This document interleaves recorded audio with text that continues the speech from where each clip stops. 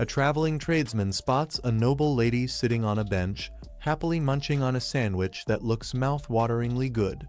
Tempted, he asks if he can try some. The lady, generous as ever, doesn't just share, she whips one up for him from her picnic basket. He takes a bite and is instantly amazed. Delicious, so he asks her for the recipe. Big mistake. She casually tells him it's made with blackhorn wolf meat.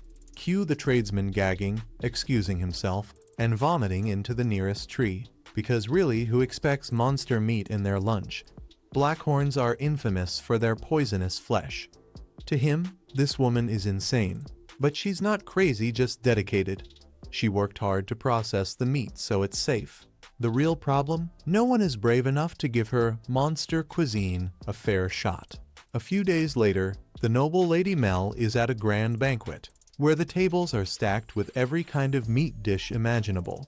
She's in foodie heaven until her stepmom's friend, Mrs. Talbot, reminds her she's not here to eat, she's here to hunt for a different kind of meat, a husband. Mel doesn't even want to be there, but her stepmom threatened to lock her away in a monastery if she doesn't get engaged soon. The problem? Every noble knows her reputation as the monster meat girl, and nobody wants to get close. So she drifts toward the knights, hoping to find someone new who hasn't heard the rumors. But before she can, chaos erupts, monsters crash the banquet. Nobles panic, knights rush to fight, and Mel runs with the crowd, until she notices an elderly couple struggling. Mel helps them, only to find herself face to face with a blackhorn. She could run, but then the old couple would be toast. So she shouts to grab the monster's attention and lures it away. Just as she braces for the worst, a knight swoops in and slices the beast's head clean off. This is Roger Galbraith, the infamous blood-mad duke, a man both feared and gossiped about endlessly. Mel is starstruck. Forget the scary rumors, this guy is hot. She introduces herself, surprising Roger, since most women would have bolted. Then she freaks out seeing monster blood drip toward his mouth, warning him not to ingest it. Roger is startled. Most nobles know nothing about monsters, but Mel is rattling off survival tips like an expert. She realizes she may have scared him with her weirdness, but instead of being put off, Roger respects her knowledge. When she blurts out that she butchers monsters herself, Roger laughs. He's heard the rumors, but never thought they were true. Mel admits it outright, yes, she eats monsters, and honestly, that corpse on the ground just makes her wonder how tasty the meat would be. She expects him to walk away. Instead, Roger finds himself charmed by her smile, even with blood splattered on her dress. He takes her hand and leads her from the party. To break the silence, he asks the forbidden question: does monster meat actually taste good? Most people mock her answer, but Roger listens seriously as Mel explains that blackhorn meat tastes a lot like beef. The trick is draining out the magical energy during preparation. Roger is intrigued and even asks if she'll cook some for him. Mel agrees, but warns him. Meat from mad beasts like the one today is rough on the stomach. If he really wants the full experience, he'll have to wait until she gets her hands on a non-corrupted cut. Roger says he's looking forward to tasting Mel's cooking. But first things first, he insists she needs a clean dress. So, he brings her back to his tent pavilion. His right-hand man, Chaos, greets him at the entrance. After Mel politely introduces herself, Roger orders Chaos to fetch her a new dress. Meanwhile, Roger sets up a small bath of hot water so Mel can wash the monster blood off her face. Mel protests why is he going to all this trouble for her, especially when he's the one drenched in blood. She tells him to clean himself first, which, as it turns out, was exactly his plan. Without hesitation, Roger starts peeling off his shirt. For him, it's no big deal. For Mel, instant heart rate spike. Sure, she's seen knights train shirtless before, but this is different. This is Roger. When he notices her staring, he asks if something's wrong. Flustered, Mel admits the truth. She was admiring his very impressive muscles. Roger shrugs it off. He trains to fight monsters, so a strong body just comes with the job. Changing the subject, Mel blurts out that she thought he looked insanely cool beheading the Blackhorn. She even asks if he could teach her how to do it. Roger chuckles. Technically, anyone can learn, but with her untrained arms, it'd be better to leave the fighting to him. Instead, he asks if there's a particular monster she's always wanted to try eating. Mel's eyes instantly sparkle. Her wish list is endless. Just then, Chaos returns and scolds Roger for standing half naked in front of a lady. Eventually, Mel changes into the dress Chaos picked, and she absolutely loves it. Roger casually mentions he borrowed it from the queen herself, and it looks fantastic on her. The whole time, Roger is holding the severed head of the Blackhorn like it's a grocery bag. Any normal woman would faint at the sight, but Mel doesn't bat an eye. Roger's men are shocked and thrilled. Finally, their duke has found a woman who actually gets along with him. That evening, it's time for Mel to go home. Roger escorts her to her carriage, where she thanks him again for saving her life. He promises her a special present next time they meet. Mel, being Mel, requests that if the present is a monster, he should capture it alive because the meat tastes fresher that way. Roger admits he's never caught one alive before, but he's willing to give it a shot. Until then, Mel pulls out some homemade monster jerky. She promises she prepped it carefully, so there's zero chance of food poisoning. Roger doesn't hesitate if it's from her. He trusts it. He takes a bite and is surprised by how good it tastes. Chaos panics, scolding Roger for eating untested food. Roger tells Mel he's excited to see what else she can cook up. And that's when she lowers her head, tears welling up. For the first time ever, someone actually respects her strange hobby instead of calling her a freak. She wipes her eyes, pulls herself together, and says goodbye to Roger. Deep down, though, she's already counting the days until they meet again. It takes a few days for Mel's carriage to reach home, and by the time she arrives, snow is already falling. As she looks out the window, she spots her father waiting at the gate, which is strange enough to make her nervous. When she steps down, he rushes to open the door for her, looking like he's seen a ghost. Mel immediately asks if something's wrong. At first, she assumes he's upset because she didn't manage to get engaged at the banquet, but he quickly clarifies that's not the issue. Apparently, someone has asked for her hand in marriage, and not just anyone, Duke Roger Galbraith himself. Her father waves a jewel-encrusted letter in the air like it's a live bomb. He's panicking because, as he reminds her, he's just a count. "How am I supposed to handle this?" he groans. Mel is equally stunned. Sure, she and Roger got along at the banquet, but she didn't think he'd jump straight to marriage proposals. Meanwhile, on Roger's side of things, he reports back to Crown Prince Maxim, who also happens to be his older brother. Roger gives a neat, formal report about how his men cleared out the monster dens and secured the area. Maxim thanks him, but then sighs, telling Roger to drop the stiff language. "You're my brother, not my butler." Roger, of course, refuses. "You're the crown prince, I'm your subject." End of story. Maxim rolls his eyes. This guy takes formalities way too seriously. Then Maxim grins and brings up that date Roger had with a certain red-haired girl. Roger freezes. How does his brother even know that? Maxim smirks. "I know everything my little brother does." As they talk, Maxim casually steals a piece of jerky from Roger's picnic basket, the one Mel gave him, and takes a bite. "This is amazing. What kind of meat is this?" Roger sighs. "It's from a scat." Maxim nearly chokes, realizing he's eating monster meat and loves it. He asks if Mel made it herself, clearly intrigued. After the teasing dies down, Maxim turns serious and asks what Roger plans to do about Mel. "It's rare for a count's daughter to catch a duke's eye," he notes. "You sure about this?" Roger brushes him off and leaves, annoyed, but he can't deny that Maxim has a point. Mel is brave, kind, and genuinely interested in him. So, he decides to keep his promise and capture the monster she wanted as a surprise gift. Back at home, Mel and her father stare at Roger's fancy letter, covered in jewels. Her father explains a messenger actually flew in on a Blaze Eagle to deliver it, and Mel's biggest regret is that she missed seeing the bird.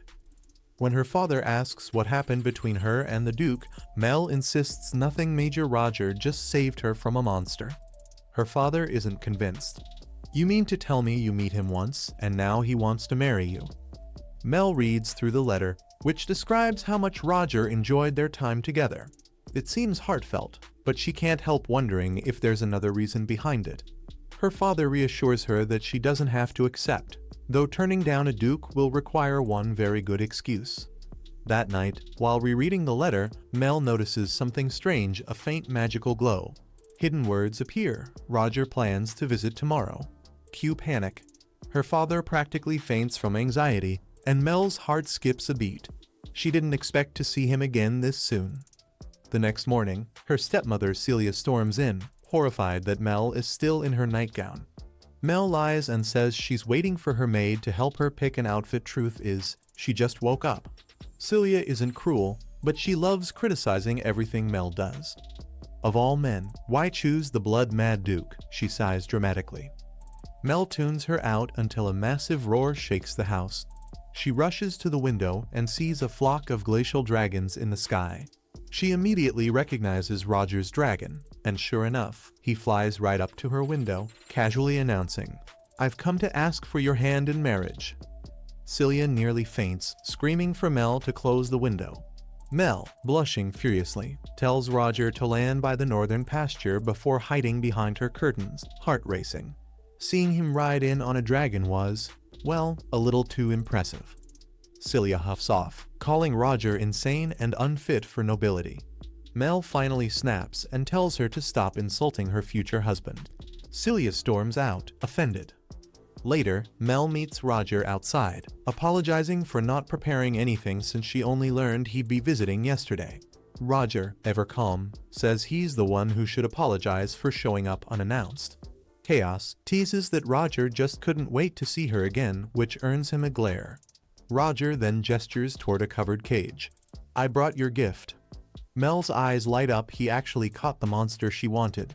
She feels a little guilty for making him go through all that trouble, but Roger doesn't mind. When she asks to peek inside, he lifts the cloth to reveal a golden-furred royal moodle alive, just unconscious. Mel gasps. Royal moodles are rare monsters with golden fur worth a fortune, though most people toss the meat away. Mel, of course, finds that wasteful. To her, this isn't just a gift, it's proof that Roger really gets her. Mel has never tasted moodle meat before, but since the creature only eats fruits and mushrooms, she's pretty sure it'll be delicious. Still, a golden-furred one like this is rare, and she can't help but ask Roger if he's really okay giving her something so valuable. Roger smiles and says, "Why would I go through all that trouble catching it alive if I wasn't going to give it to you?" That's all Mel needs to hear. She's thrilled. Now she can cook it however she likes. Her joy is so genuine that even Roger, the usually stoic Duke, turns red in the face while Chaos and the others quietly step aside to give him his moment. A little while later, Mel's father shows up to greet Roger properly and thank him for the long trip. Roger apologizes for arriving so suddenly, explaining that he wanted an answer to his proposal before winter fully set in. That's when Mel realizes, oh right, this is also a marriage visit, not just a monster delivery. Trying to stay calm, she asks her father if Roger's dragons can hunt in the nearby mountains. He agrees but raises an eyebrow at the caged moodle. Isn't that supposed to be dragon food? Mel quickly corrects him. Actually, it's for me. Her father blinks in surprise. You mean he knows about your cooking hobby? Mel nods proudly. He even said he wanted to try it. She then asks for permission to open a research lab so she can prepare the moodle meat properly. Her father hesitates, worried Roger might be horrified once he sees his daughter chopping up monsters. But Roger speaks up before he can object. He already knows about the rumors surrounding Mel's unusual hobby, and he doesn't mind at all. In fact, he respects her for it. That's all her father needs to hear. He's overjoyed and tells Roger to make himself at home. But Roger insists on taking care of the moodle first since it's still alive, which shocks her father even more. Mel quickly explains that she was the one who asked for it alive. Roger then says he'd like to watch how she prepares it. Her father agrees and tells Mel to show him to her research facility. The two take off on dragons, which is a dream come true for Mel. When the facility comes into view, she points it out, but her voice wavers a little. Roger notices and asks if something's wrong. Mel brushes it off, saying she's just nervous about her first dragon ride. But that's not really it. She's worried. Roger says he accepts her for who she is, but once he sees her actually preparing monster meat, will he still feel the same way? When Roger arrives at the lab, the first thing he notices is a massive, ancient-looking magic circle carved into the floor. He asks Mel what it's for, and she proudly explains that it's her mother's old creation, though she's upgraded it a bit. Apparently, this is what she uses to prepare monster meat. Roger thinks that's pure genius, but he can't help wondering how she manages to drain all the magic out of a monster with just that circle. Mel grins and says, "Ah, that's because I have another tool." She disappears into a storage shed and comes back holding what looks like a plain quartz flask. But when Roger raises an eyebrow, she explains that this little bottle can draw out both the monster's mana and blood at the same time, and once she activates it, it'll glow with color. Roger's impressed and a little intimidated, but before he can say anything else, Mel hits him with a request. She wants to see Amuse's sword in action again. Translation: she wants him to behead another monster. Soon after, Mel starts setting up, and Roger's knights help clean the massive moose-like creature called a mood, because, apparently, they're pros at monster butchery. Within minutes, the fur's neatly sheared, and Mel can't help admiring how fluffy and golden it looks, but that's not why they're here. Roger rolls up his sleeves, asks if she's ready, and Mel says a quick prayer for the creature, promising not to waste a single scrap. Then she gives him the signal. Roger raises his sword, and with one lightning-fast strike shink, the mood's head hits the floor. Mel barely even sees the movement. Now comes the fun part: extracting the blood and magic. She begins chanting, and crimson liquid starts pouring from the carcass straight into the flask. But the beast's size turns out to be a problem. There's way more blood than expected, and the flask starts to crack. Mel panics she can't stop mid-spell, but Roger, quick on his feet, grabs another flask and swaps it in just in time. Crisis averted. When it's over, Mel wipes her brow and smiles, mission accomplished. But Roger looks at the drained creature and frowns. It still looks huge. Shouldn't it have shrunk a little?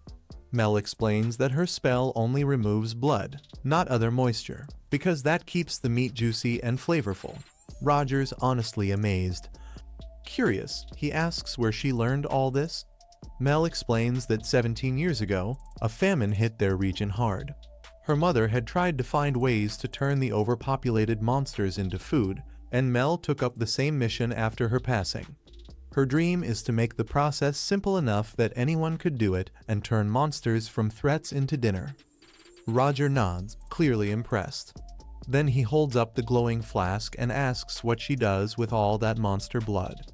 Mel shrugs and says, "Oh, I just use it for lighting fires and powering lamps. Lasts a couple months." Roger freezes, then bursts out laughing. "You're kidding, right? You've basically created bottled pure magic essence, something even royal mages can't do. In the wrong hands, this could blow up a city." Mel's jaw drops. She had no clue. Roger assures her it's fine. He knows she's not dangerous. Then, smirking, he admits he was starting to worry she might be a vampire with how enchanting her hair looked. That flusters Mel completely.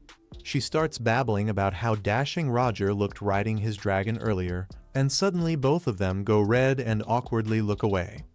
Thankfully, Chaos, their third wheel, steps in to save everyone's sanity and reminds them there's still work to do.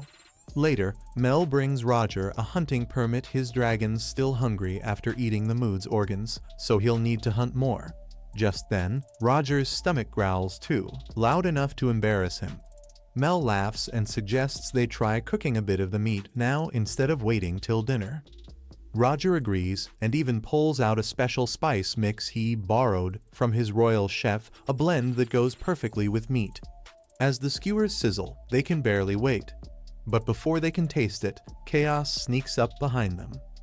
Caught red-handed or red-skewered, Roger tries to act casual, but the smell gives them away. Chaos demands a bite, and soon the entire squad shows up. Roger sighs and ends up grilling for everyone. When the first batch is ready, Chaos insists on taste testing for poison. He takes a big bite and immediately lights up. It's heavenly. Doesn't taste gamey at all. It melts in your mouth, he says between mouthfuls. Hearing that only makes Roger hungrier, but Chaos teases him by saying they should wait a few hours to make sure it's safe. Mel rolls her eyes and declares, "Enough. If anyone gets sick, I'll make the medicine myself." That's all the permission they need. Everyone digs in, and the air fills with happy munching sounds. Everyone is blown away by how good the meat tastes, especially Mel, who's practically in heaven. It's the best monster meat she's ever had, and she's the one who cooked it. Roger walks up, grinning, and tells her she's a genius. Mel tries to deflect the praise, saying it's all thanks to her late mother's research, but Roger won't let her hide behind modesty. "Come on," he says. "I've never met anyone else who could make monster meat taste this good." He explains that he and his knights have eaten monster meat before, usually when they're desperate and out of rations, and it always tasted like something that crawled out of a swamp. The men all nod in agreement and call Mel a culinary genius. With their spirits high, the group cooks up a few more skewers, and Roger's just about to grab his third one when Mel suddenly calls his name.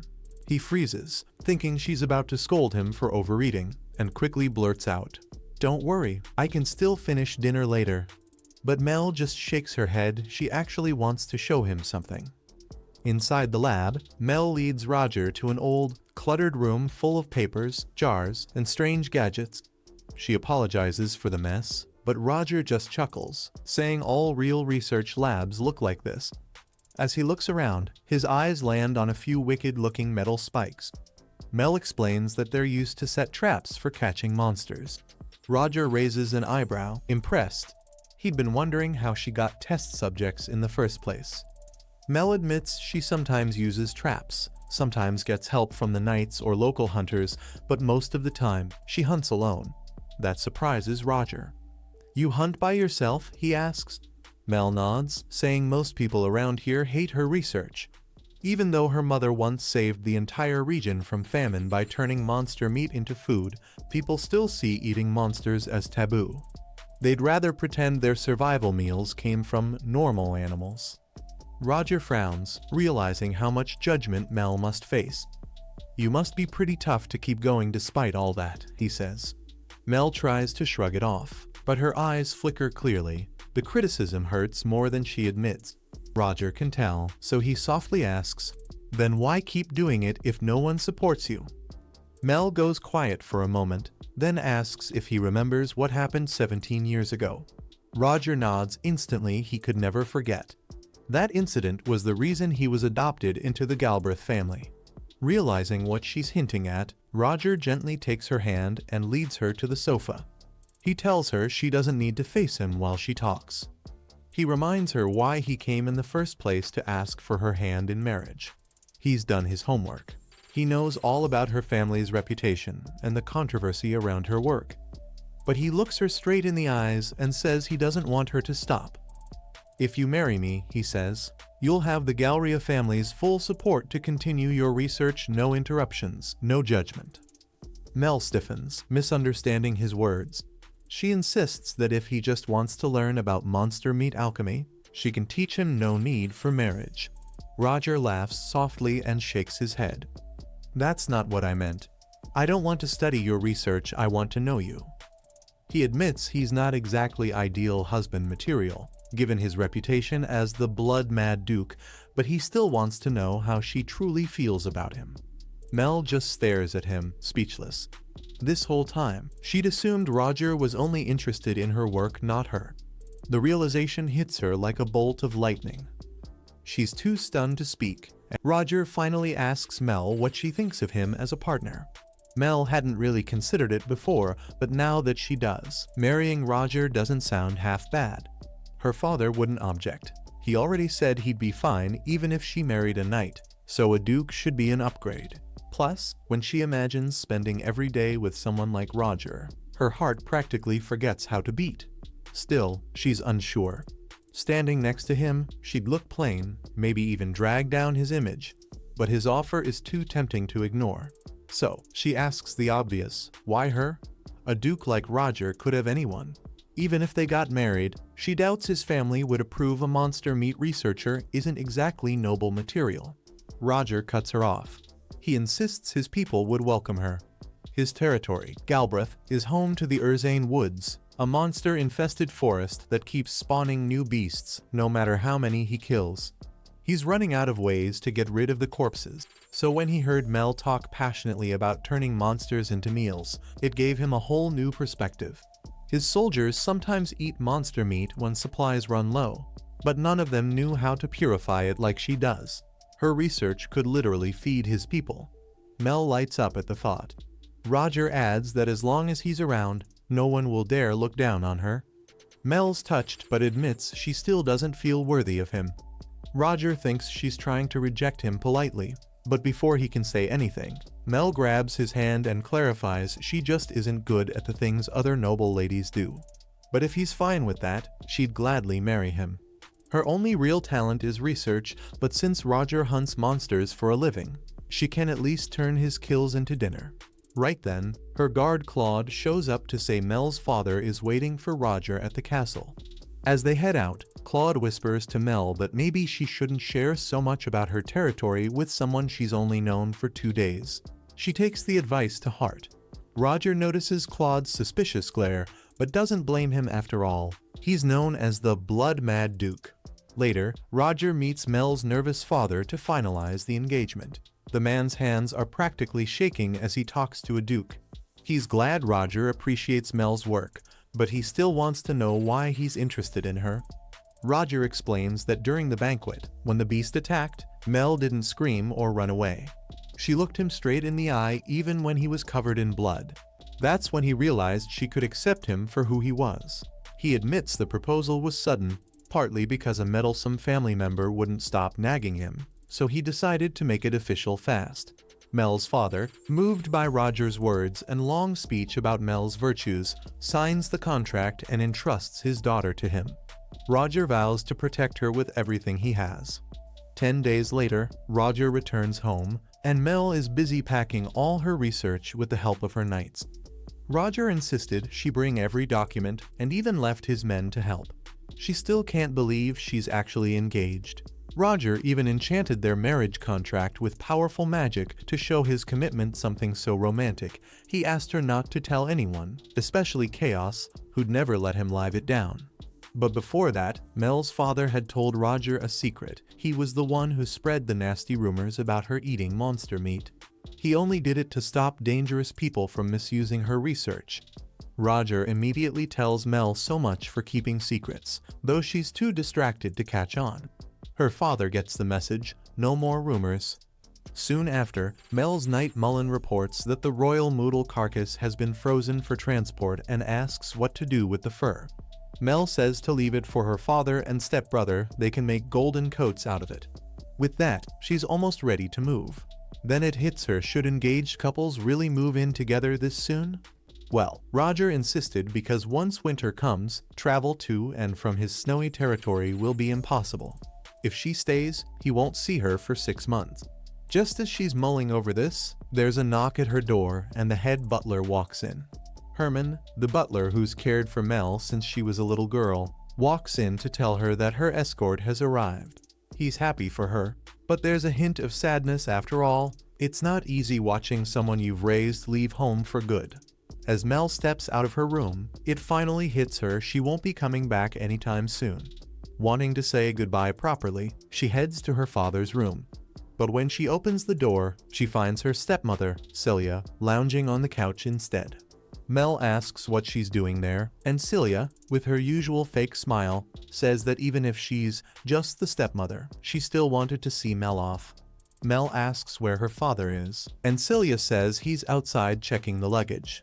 Mel doesn't feel like talking, so she tries to leave, but Celia just has to get the last word. She scoffs and says she still can't figure out how Mel managed to seduce a duke, but just so we're clear, her precious son is the true heir of the Margrave family. Mel calmly says she already knows she's literally marrying out, so it's not her problem. Celia then adds that if Roger ever dumps her, she won't be welcome back here. Mel bites back the perfect comeback, something about Celia's raggedy face, but instead just smiles politely and walks out. No need to start a fire before leaving. Down in the courtyard, Mel finds her father finishing up preparations.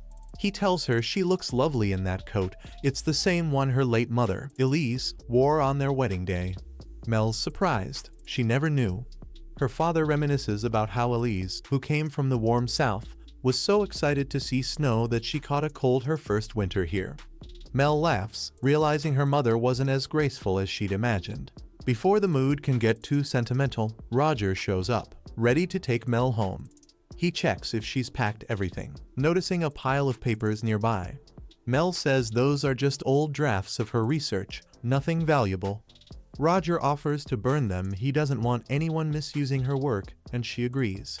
Then he turns to Mel's father and says, "I'll be taking your daughter now." He helps Mel onto the back of his dragon because of course he has one, and prepares to take off. Her father looks a little heartbroken, but comforts himself knowing she'll visit next spring. Except plot twist, Roger casually mentions he's planning to keep Mel with him until their wedding in the fall. Her father freezes for a second, asking how Roger plans to handle all the wedding preparations. Roger just smiles and says he'll take care of everything. Mel won't need a thing. Oh, and as for that pile of old papers, Roger snaps his fingers, and boom, massive pillars of fire erupt from the ground, reducing everything to ash. Claude, ever the straight man, yells that Roger went totally overboard. Roger apologizes, saying he just wanted to show off a little for Mel. Before leaving, he thanks Claude for protecting Mel and offers him a spot in the Galbraith Knights if he ever wants it. Later that night, Roger and the other knights fitted their dragons with glowing lights so they wouldn't lose each other in the dark sky. Mel found it fascinating from below. The dragons probably looked like shooting stars gliding across the night. As they flew over the port town of Anver, Mel asked if they'd be staying there for the night. But Roger said he planned to keep going until they reached Fort Ritterard. Still, if she wasn't comfortable with sleeping in a fortress, he could easily arrange a cozy room in the city for her. To his surprise, Mel was actually excited to stay at the fort. Even after he warned her about the rock-hard beds and lack of comfort, she said she didn't mind. The real reason? The fort was next to a river perfect for catching fish monsters at the peak of spawning season. Until now, she'd only caught whatever wandered near the March raid territory. But out here, there were endless possibilities, and she wanted to try them all. Roger, amused, mentioned that Xanazes were common this time of year. Mel's eyes lit up. She couldn't wait to cook one. Roger said he'd love to try her dish too, though it might take time to catch one since they'd need to set a trap. Mel looked disappointed until Roger reassured her that if they set it tonight, they could have fresh fish for breakfast. Her hopeful look nearly made him lose his composure. She was way too cute for his nightly calm. He quickly recovered, saying he'd take her cooking over the stale fort rations any day, which made her beam with pride. Remembering that Roger once said he'd had terrible luck with monster meat before, Mel asked if he'd ever cooked it himself. He admitted that cooked was a strong word. He basically threw meat over a fire and prayed it wouldn't kill him. He recalled some particularly awful meals, like Bolivia Screamwood and Gargantes monsters. Truly dark times for his stomach. A little later, they arrived at the fort. Roger told Mel to hold on tight as they descended. Once on the ground, the guards came rushing to greet them, offering Roger his usual quarters. But this time, since he had a special guest, they prepared the western wing for them. They apologized for the lack of luxury, but Mel didn't mind. Roger, however, started to feel guilty. The place was too rough for someone like her. But Mel brushed it off, saying she used to fall asleep on her lab floor all the time. Plus, she admitted softly, knowing Roger was nearby made her feel safe. That caught him off guard and left him more than a little flustered. He led her to her room and suggested she rest. But Mel said she wasn't tired at all. The ride had been cozy thanks to him keeping her warm. Just then, something in the air made her wrinkle her nose a smell. Something was cooking. She hurried to the kitchen and found Mullen and Zeth stirring a pot of porridge. Mel politely pointed out that their pot wouldn't be enough for all the hungry knights, so she offered to spice things up with some moodle meat she'd pre-salted earlier. Mullen hesitated. It was limited supply and Zeth didn't trust monster meat at all. He'd missed the first time everyone tried it and still wasn't convinced it was safe. Mel grilled a piece for him right there, assuring him she'd removed all the toxin. Zeth nervously tried it, while Mullen eagerly asked for some too. Mullen loved it instantly, praising her cooking skills. Just then, Roger appeared, and he did not look happy. Seeing his fiancée cooking for other men clearly didn't sit well with him. Mel laughed it off and told him she'd made some for him too, but Roger pouted and refused to eat, not wanting the meat to go to waste. Mel remembered how she used to feed her little brother when he refused his meals. With a teasing smile, she told Roger to open wide. He was so stunned he obeyed, and she slipped the bite right in. He chewed, and his pride melted instantly. It was too good to stay mad. Soon, even Zeth tried it and was amazed. Together, they mixed the meat into the porridge, and when the knights were served, everyone was shocked at how delicious it was. The whole fort's mood lifted. Roger praised her, but Mel shrugged it off. She just chopped and fried the meat before mixing it in. Still, he was impressed. Then he noticed something everyone had eaten except Mel. So, grinning, he scooped up a spoonful and told her to open wide. Mel blushed bright red, realizing he was paying her back for earlier. She tried to protest, but Roger insisted. So she gave in, and the porridge was so good she couldn't even be embarrassed for long. Afterward, Roger got serious. He told her he wanted her to stop being so formal with him.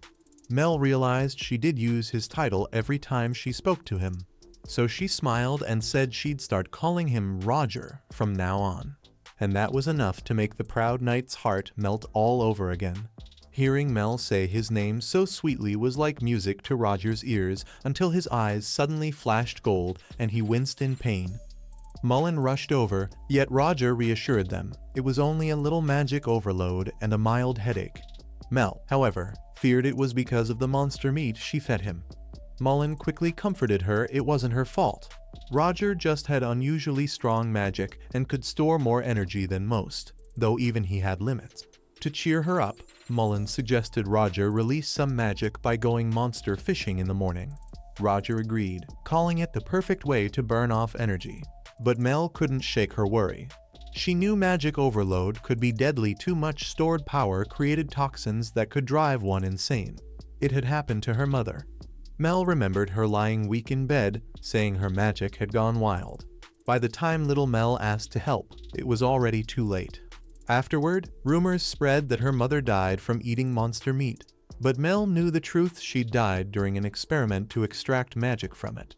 The spell had backfired, and the monster's power poisoned her body. Mel vowed to perfect her mother's research and later learned how fragile humans were magic toxins could kill. If only she'd known earlier, maybe she could have saved her. Now, she swore Roger wouldn't meet the same fate. Later, Mel woke up in bed, realizing she must have fallen asleep worrying about Roger, and that he'd carried her there. Embarrassed, she rushed out and found him in the dining area, calmly sipping tea. When she asked if he was okay, Roger smiled. His magic wasn't close to dangerous levels. To prove it, he pressed his forehead against hers. Mel's heart skipped. His skin was icy cold. He admitted he'd gone out to catch the fish monster as promised. Feeling guilty, Mel told him to warm up first. Roger grinned and pulled her into his arms. Then let's stay like this for a bit. And that wraps up episode 5. Don't forget to subscribe so you don't miss the next part.